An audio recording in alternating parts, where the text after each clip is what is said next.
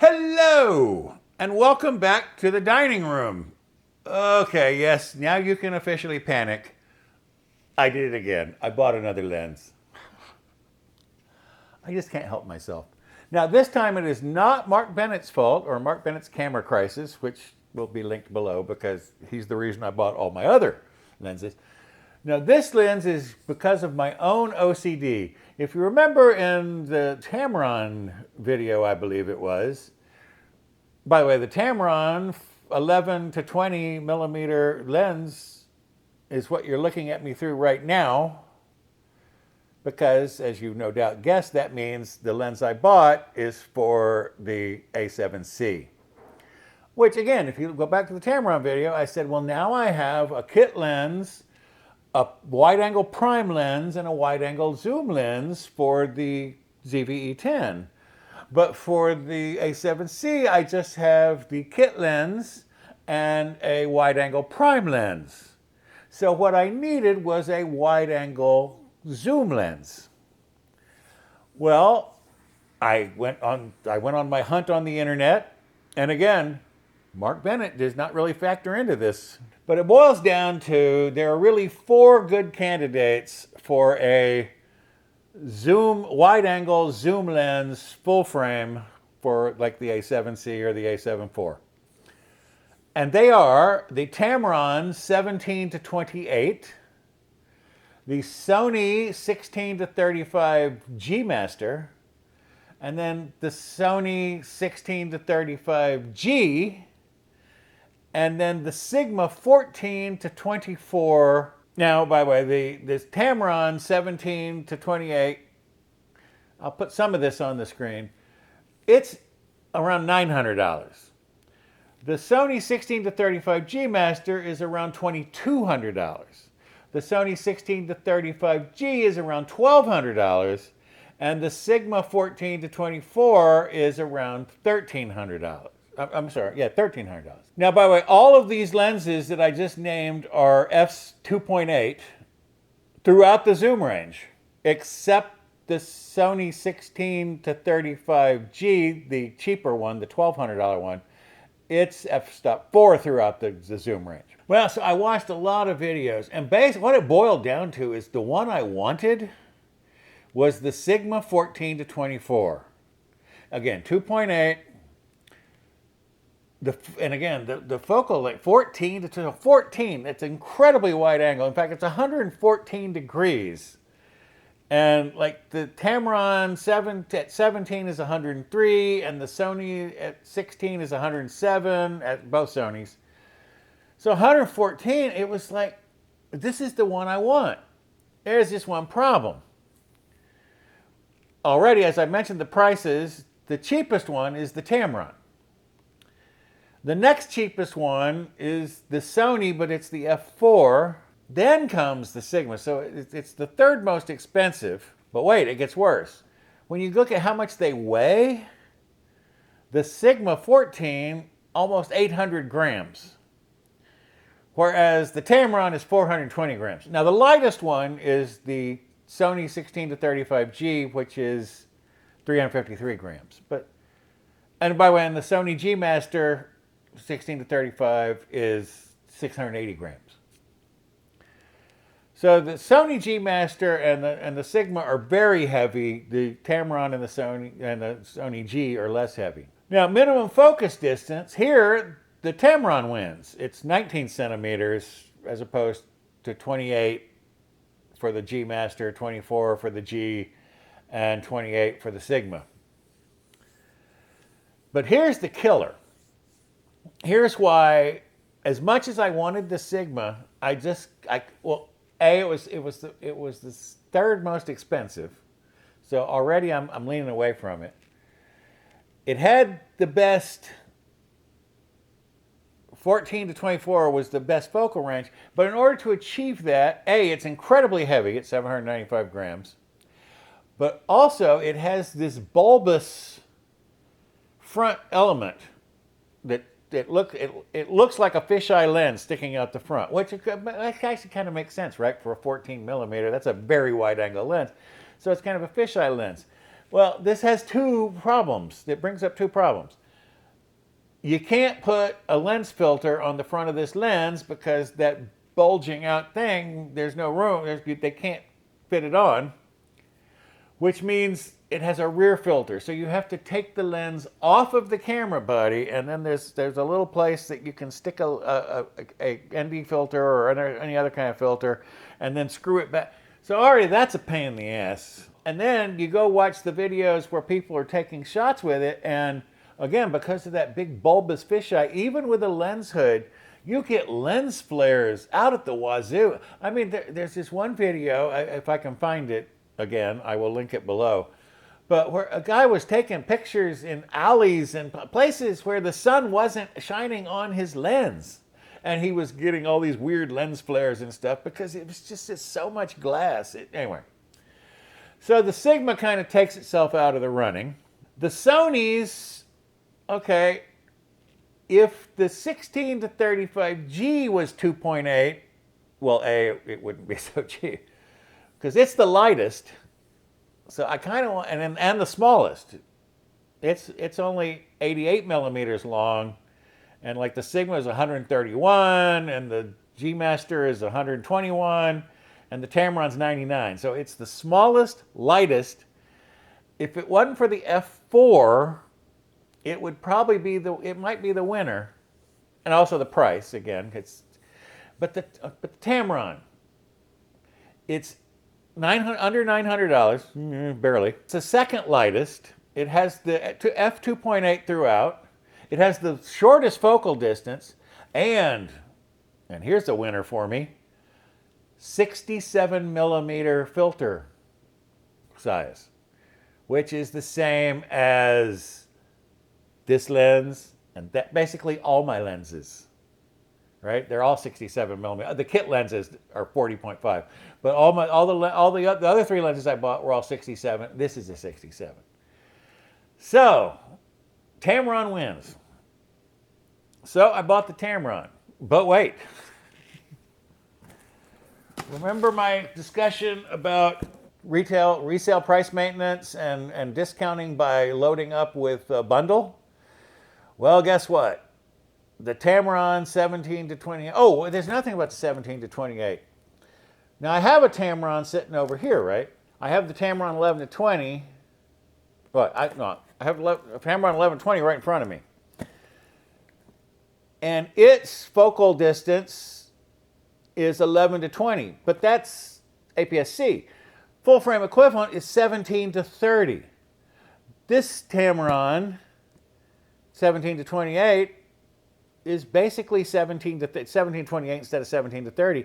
But basically, so it's basically the same focal distance lens for the A7 for the full frame as this one is for the APS-C. So it's just it just kind of won. It was a winner. But it also has a bundle. So it comes with airbags. I don't even know what these are. I will have to look into this and get back to you because I have no idea. Okay, I will look into what this airbag thing is. Now it also has an Altura, which might give you a hint. Altura photo might give you a hint which vendor I bought it from on Amazon. Again, link will be down below. But the Altura photo throws in addition to the airbags, this little bag, which includes magic fiber cloths, some sort of thing for attaching it to things. This is a little, it's like a shooting grip. A shooting grip. A little blower for cleaning your lenses. They all, again, I tell you, all photo companies throw in a strap and a nice little case for all this stuff.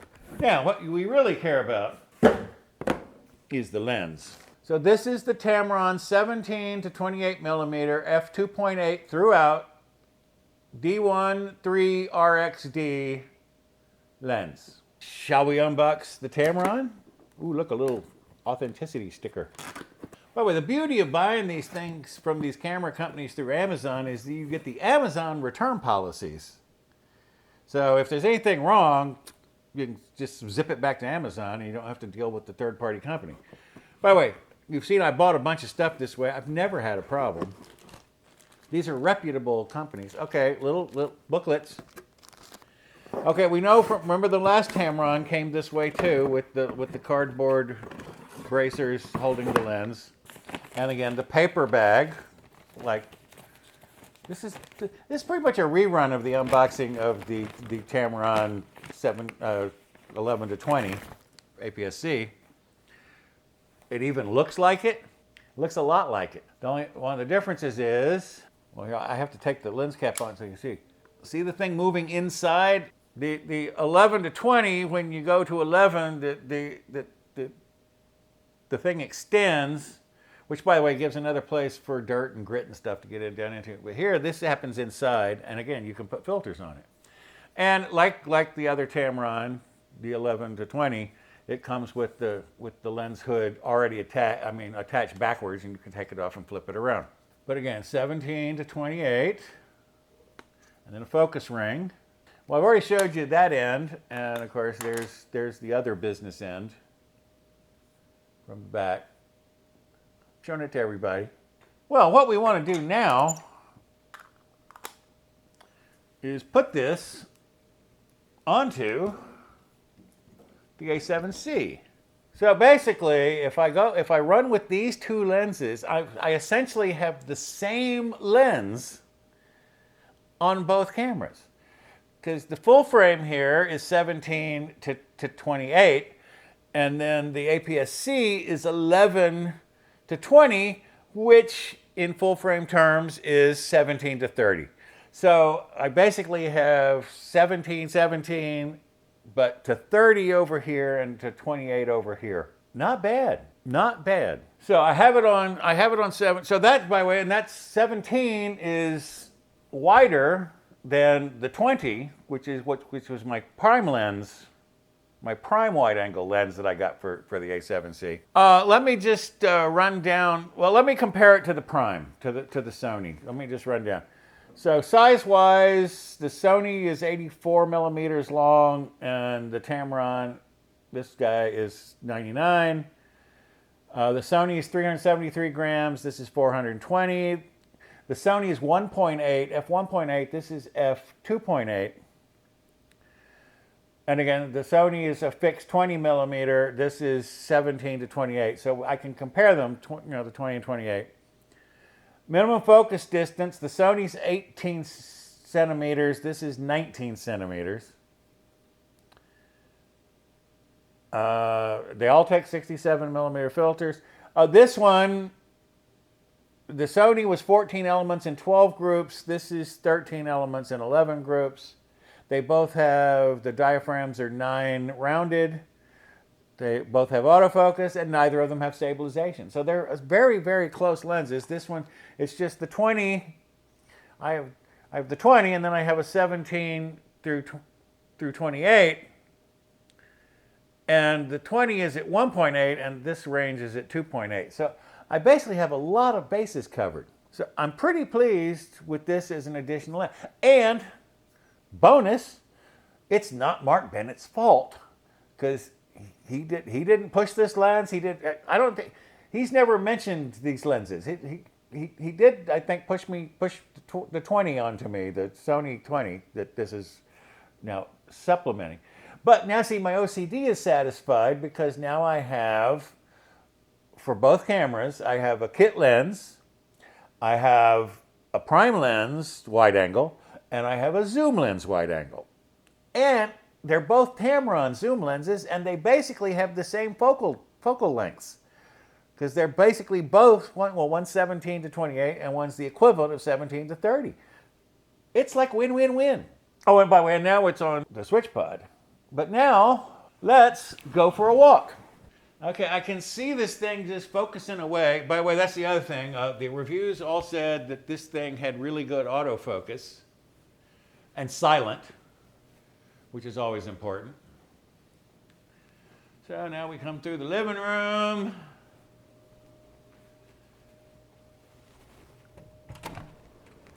Step out onto the back deck. Walk around the table. Is that a skunk? I smell something. Okay. And again, since I have my mandible, I can turn around. Now, I'm never sure if I'm standing in exactly the same spot, but I have I can see kind of up the roof there on the left, and I can see almost all the shrubs on the right. Again, I'm using Catalyst Browse with like a 10% crop. Well, let's turn back around.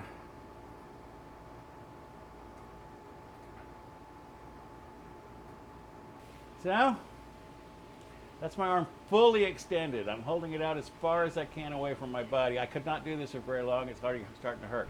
But see, once I come in here, I've got it. My arm is braced against my side. I could hold this for a good long time. And in fact, we'll probably do it. Now again, as always, I have to switch hands. Now this is going to be a bit of a jiggle to get to the door. Now we have the big light change as we come into the kitchen, but I have all the lights on. But of course they're incandescent. And see, it's not that hard to... It's very easy with the switch pod, by the way, to have the camera right at your eye level. With your arm is just tilt. Well, here, let me come. As always, let me come do it in front of the other camera so you can see. See, I have it right eye level. But if you look at my arm here, it is down by my side. I'm pressing against my side, bracing, which means I could hold this longer. Although it's putting a little stress on the muscles. This vlogging thing is probably going to make me a little healthier. Because carrying around this weight, I'm going to pick up some arm strength. Well, let me try my... I'm still not good at that. But see, when you set it down, it just boom. What more can I tell you? That is the Tamron 17-28. Again, Mark Bennett bears zero blame, so I absolve you. This was my own OCD. I needed to have a comparable set of lenses for both cameras. And by the way, now I'm leaning towards my vlogging camera is going to be the A7C with this lens. Remember, when I got this lens, I said, well, this is it. The ZV-E10 with this lens. But here's the thing. The A7C's battery life is so much longer that I'm gonna probably go with the A7C because I'll get it's a little bit heavier, but it's the exact same focal distance on both of these, and again I'll have longer battery life. So when I finally make it to Buc-ee's in June, I will probably be walking around Buc-ee's carrying the A7C with this lens, the Tamron 17-28, and doing my vlogging thing, again, on the switch pod with the Manbilly ball head. That's it. I'm getting a lot better at running through these lenses, huh? Well, I've done enough now. By the way, I am now done with lenses. Because like I said, for both cameras, I have the kit lens, which has a decent focal range. I don't have my notes on those with me because I'm probably never going to use the kit lenses much anymore. But I've got the Tamron and the Sony, the 17-28 and the 20 over here, and then over here on the ZV-E10, I have the Sigma 16 and the Tamron 11-20. Oh, by the way, what is the 35mm focal range for a 16mm APS-C lens? 24. So I have a 24 and a 20 on my prime lenses. And then I have the 17-28, 17-30 on my zoom lenses. So and all of them are wide angle except for the kit lenses. So I am pretty well pleased with this purchase. I like what I got. I am going to have to look into these airbags. I don't know what these are. They come from Miami, Florida. Holy crap! Holy crap! Well, apparently this is what an airbag is. It's like a camera bag, that completely collapses into... by the way, I'm never getting this back in. Yeah, it's like a backpack that completely folds back in on itself. Well, I'll be darned. I just look at the bundles and see which one, you know, this one appealed to me more. Well, wait, now I have to know what this does.